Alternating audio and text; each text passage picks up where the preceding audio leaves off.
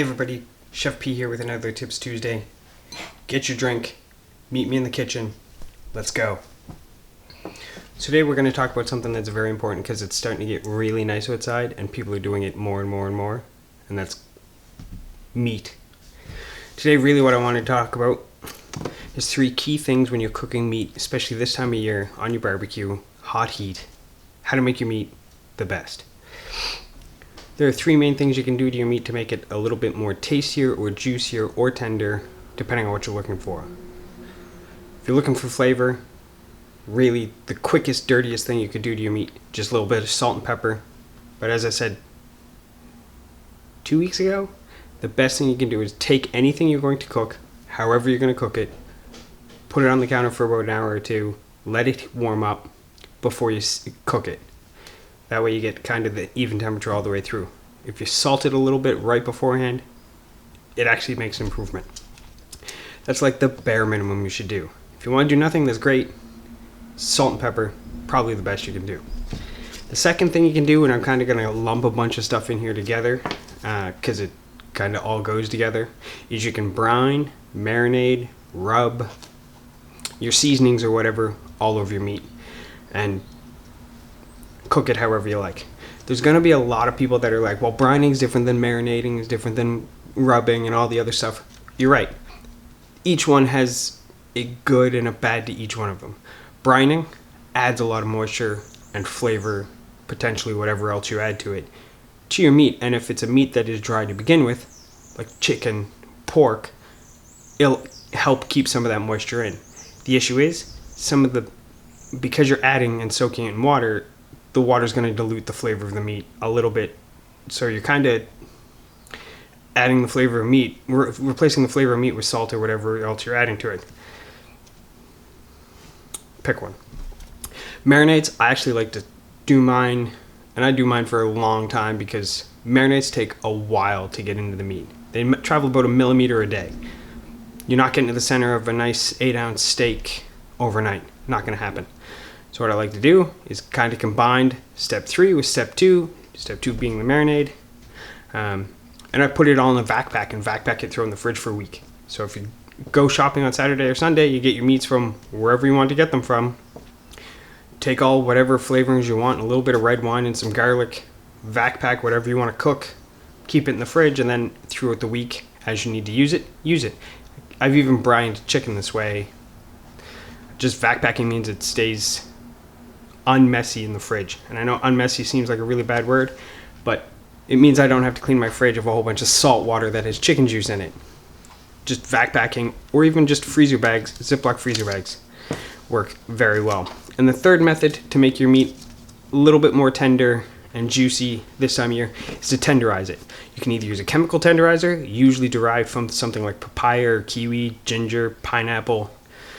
You can get chemical ones that you can just stir into essentially your marinade, so you can combine 2 and 3 to add the flavor, and then you just let it sit a little bit and throw it on your... I keep pointing out that way because that's where my barbecue is, and I like to barbecue all year anyway. The other thing you can do if you don't like chemicals is you can actually get a physical tenderizer. It's called a Jacquard. I had to write it down to remember it, but it's this weird looking tool. Essentially it looks like a date stamp, but it has a whole bunch of blades or prongs on it, and you are physically cutting the meat. If you do that and then marinate it, you'll actually get a little bit of both worlds. You'll get lots of flavor and it'll be nice and tender. Going back to rubs, one of the things that a little side hint that I want to give out is if you're going to make a rub and use it on, say, something like your barbecue, where you're going to sear it and then throw it in the oven, add a little bit of oil to your rub. If not, your dry seasonings are literally just going to scorch, and then you're going to have a burnt flavored outside with nothing on the inside.